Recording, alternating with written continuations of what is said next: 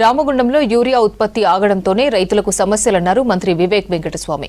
ఉత్పత్తి జరిగితేనే రైతుల సమస్యలు తీరుతాయన్నారు. మంచిర్యాలలో రైల్వే ఫుట్ఓవర్ బ్రిడ్జ్ అవసరం ఉందన్నారు. మంచిర్యాలలో వందే భారత్ రైల్ హాల్టింగ్ ను కేంద్ర మంత్రి బండి సంజయ్, మంత్రి వివేక్, ఎంపీ వంశీకృష్ణతో కలిసి ప్రారంభించారు. సింగరేణి నుంచి ఏటా 10,000 కోట్ల ఆదాయం వస్తుందన్నారు ఎంపీ వంశీకృష్ణ. హాల్టింగ్ కోసం 2 ఏళ్లుగా కృషి చేస్తున్నామని తెలిపారు. కేరళ ఎక్స్ప్రెస్ స్టాఫింగ్ కోసం కృషి చేస్తామన్నారు ఎంపీ వంశీకృష్ణ. కార్యక్రమంలో ఎమ్మెల్యేలు, ఎమ్మెల్సీలు పాల్గొన్నారు. సంవత్సరాలకెళ్ళి ఏదైతే రిక్వెస్ట్లు ఉండేనో రైల్వే స్టాపేజ్ రిక్వెస్ట్ గురించి, యాక్చువల్లీ ఢిల్లీ పోగానే చాలామంది నేను కాకా వెంకటస్వామి గారి మన్వాణి అని చెప్పి ఇంట్రడ్యూస్ చేసుకోగానే వారు నిజంగా నాకు చాలా ఆనందం కలిగేలాగా వాళ్ళు రిసీవ్ చేసుకోవడం జరిగింది. మరి అందరూ గుర్తు చేసుకున్నారు, కాకా గారు ఎట్లయితే పెద్దపల్లికి సేవలు అందించినారో అదేవిధంగా నాకు ఆశీర్వాదం ఇచ్చి మీరందరూ నాకు పార్లమెంట్ పంపితే, వివేక్ గారు అప్పుడు ఎంపీగా ఉన్నప్పుడు అనేక ప్రయత్నాలు చేసి అజ్ని ఎక్స్ప్రెస్ కానివ్వండి, అనేక రైల్వే హాల్ట్లు చేపించి ఫౌండేషన్ వేసినారు. మరి నువ్వు కూడా అదేవిధంగా రైల్వే స్టాపేజ్ల మీద పనిచేయాలి. ఎందుకంటే రైల్వే కనెక్టివిటీ అనేది డెవలప్మెంట్కి ఒక ఫౌండేషన్ స్లాబ్ వేసినట్టు.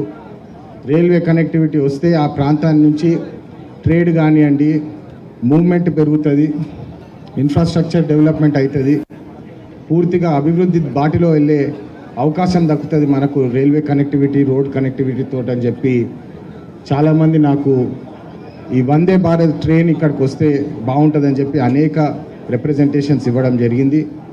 మీ అందరు చూసినారు. నాకు రైల్వే బడ్జెట్ మీద మాట్లాడడం అవకాశం వచ్చిన ఫస్ట్ స్పీచ్లోనే రామగుండము, మంచిర్యాలు, పెద్దపల్లి డిస్ట్రిక్ట్, మంచిర్యాల డిస్ట్రిక్ట్లో 2 స్టాప్లు కావాలని చెప్పి అప్పుడు రైల్వే బడ్జెట్ మీద కూడా మాట్లాడడం జరిగింది. మీ అందరు తెలుసు, మన దగ్గర కోల్ మైన్స్ ఎక్కువ ఉంటాయి, కోల్ వర్కర్లు ఎక్కువ ఉంటారు. మనము రైల్వే శాఖకి ఇచ్చే కాంట్రిబ్యూషను దాదాపు 10,000 కోట్ల పైన ఉంటుందని చెప్పి ఈ సందర్భంగా అందరికీ గుర్తు చేస్తున్నాను. మంత్రి గారు కూడా ఉన్నారు. మా ప్రాంతం నుంచి సింగరేణి సంస్థ ఏదైతే ఉన్నదో freight point of view railway బడ్జెట్కి మేము కాంట్రిబ్యూట్ చేసేది 10,000 కోట్లు అని చెప్పి ఈ సందర్భంగా మీ అందరి ముందు గర్వంగా తెలియజేస్తున్నాను. దాని ప్రకారం, దాని మేరకు మాకు తగిన స్టాప్లు కావాలా, ఇక్కడ ప్రాంతం డెవలప్మెంట్ కావాలంటే ఇక్కడ స్టాప్లు కావాలని చెప్పి అప్పుడు వివేక్ గారితో పాటు వెళ్ళి మేము జనరల్ మేనేజర్ గారిని కూడా కలవడం జరిగింది. దాని తర్వాత ఢిల్లీలో సతీష్ గారిని, CEO గారిని కూడా కలవడం జరిగింది, రైల్వే CEO. వందే భారత్ రామగుండం ఇచ్చేసినాం కదా సార్, మళ్ళీ ఎందుకు అడుగుతున్నారు మీ ప్రాంతానికి అంటే, లేదు మంచిర్యాల మోర్ ఇంపార్టెంట్, ఎందుకంటే కెపాసిటీ యూటిలైజేషను మీకు తగ్గట్టు వస్తలేదు. ఈ రైల్వే లైను ఏదైతే ఉన్నదో మీకు సక్సెస్గా కావాలంటే కెపాసిటీ పెంచితేనే సక్సెస్ అవుతుందని చెప్పి మళ్ళీ వాళ్ళకి ఫ్యాక్ట్స్ అండ్ ఫిగర్స్ ఇచ్చి, అశ్విని వైష్ణవ్ గారికి కూడా పెద్ద ధన్యవాదాలు. ఎందుకంటే వారు ఫస్ట్ మీటింగ్లోనే నేను కూడా చెప్పుకున్నా, నేను కూడా ఇంజనీరింగ్ చదివినా సార్, మీ లెక్కనే మేము కూడా కొంచెం ఆ లైన్లు ఉన్నామనంటే ఇమ్మీడియట్గా కనెక్ట్ అయినాడు ఆయన కూడా. డెఫినెట్లీ ఇమ్మీడియట్లీ డీటెయిల్స్ తీసుకున్నాడు. వాస్తవం అని చెప్పాలంటే మాట్లాడుతుంటేనే ఫోన్ నా చేతి నుంచి లాక్కొని ఆయన నంబర్ పెట్టి ఆయనకే మెసేజ్ ఇచ్చి ఆయననే రిప్లై చేసేసి సేవ్ మై కాంటాక్ట్ అని చెప్పి చాలా వేగంగా స్పందించినారు. మంచిర్యాల డెవలప్మెంట్ పనిచేస్తాము. ఇప్పుడే అంజిరెడ్డి గారు అన్నారు ఇక్కడ ఫుట్ ఓవర్ బ్రిడ్జ్ అని చెప్పి, ఫుట్ ఓవర్ బ్రిడ్జ్ కూడా లేఖ రాసినాము, అశ్విని వైష్ణవ్ గారికి రిక్వెస్ట్ పెట్టినాము. వారు నాకు దానికి రెస్పాన్స్ కూడా ఇచ్చినారు. దీని మీద మేము పనిచేస్తామని చెప్పి త్వరలో దాని మీద కూడా మేము దాన్ని టేకప్ చేసి మేము మంచి రిజల్ట్ వచ్చేలాగా చూస్తాము. వందే భారత్ మొత్తం దేశంలో ఈ వందే భారత్ ట్రైన్స్ ఇంట్రడ్యూస్ చేసినప్పుడు నాకు ఎప్పుడు కూడా ఉండే, నేను పెద్దపల్లి ఎంపీగా ఉన్నప్పుడు మీ అందరూ తెలుసు 2009లో ఫస్ట్ ఇంటర్సిటీ ట్రైన్ 100 రోజుల్లోనే హైదరాబాద్, సికింద్రాబాద్ టు బెల్లంపల్లి ఆ రోజులలో ఇంట్రడ్యూస్ చేయడం జరిగింది. ఇప్పుడు కూడా ఆ ఇంటర్సిటీ ట్రైన్ నడుస్తున్నది. కానీ అది బల్లార్షా వరకు పోవడం వలన మన మంచిర్యాలు, పెద్దపల్లి ప్రజలకు కొంచెం ఇబ్బందిగా ఉంది. కానీ ఆ హయాంలో అంత తొందరగా 100 రోజులలో కొత్త ట్రైన్ ఇంట్రడ్యూస్ చేసినారంటే అందరు కూడా మంచిగా స్పందించి సార్ మాకు 2 ఓవర్ బ్రిడ్జ్ కావాలంటే అప్పుడు ఆర్కేపీలో ఒక ఓవర్ బ్రిడ్జు, రామగుండంలో ఒక ఓవర్ బ్రిడ్జు, ఈ 2 ఓవర్ బ్రిడ్జ్ కూడా శాంక్షన్ చేపించి ఆ రోజులలో పూర్తి కూడా ఆ ఓవర్ బ్రిడ్జెస్ చేయడం జరిగింది.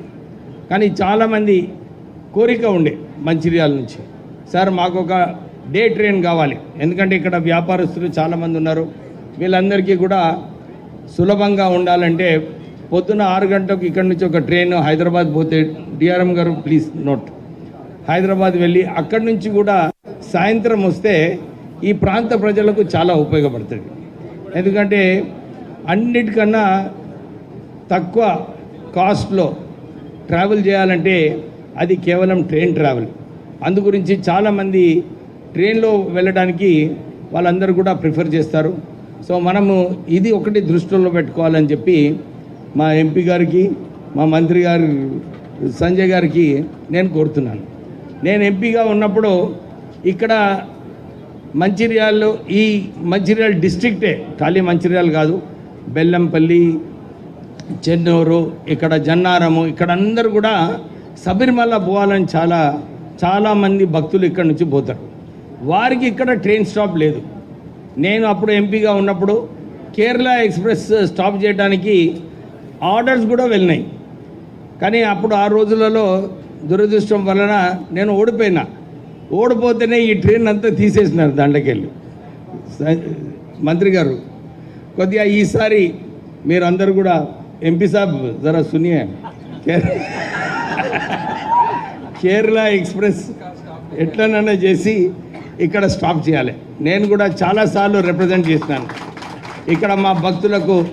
మీకు త్రూఅవుట్ ద ఇయర్ లేకున్నా కానీ నవంబర్, డిసెంబర్, జనవరి, 3 మంత్స్ మీరు ఎట్లన్నా ఇక్కడ కేరళ ఎక్స్ప్రెస్ స్టాప్ చేసేలాగా చేయాలని చెప్పి మీకు కోరుతున్నాను. ఎందుకంటే ఈ ప్రాంత ప్రజలకు చాలామంది భక్తులు పోతారు శబరిమలకు, వారు అక్కడి నుంచి వెళ్ళి తిరుపతికి పోయి అక్కడి నుంచి వస్తారు. సో ఈ ట్రైన్ స్టాప్ చేసేది